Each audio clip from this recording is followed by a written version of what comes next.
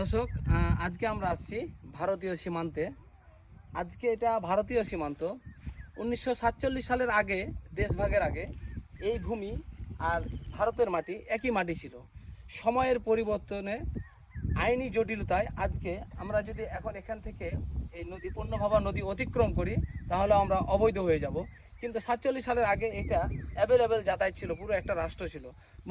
মুঘল শাসন আমলেও এখানে মানুষ অ্যাভেলেবেল যাতায়াত করত।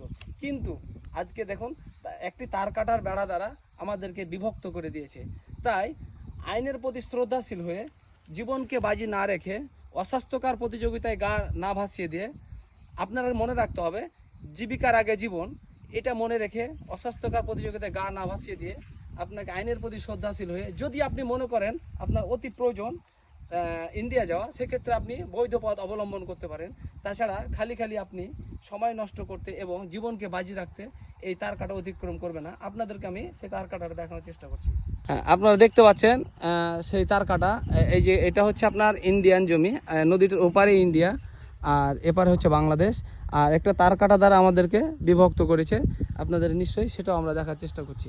অসংখ্য ধন্যবাদ, ভালো থাকুন, আইনের প্রতি শ্রদ্ধাশীল হন। Thank you.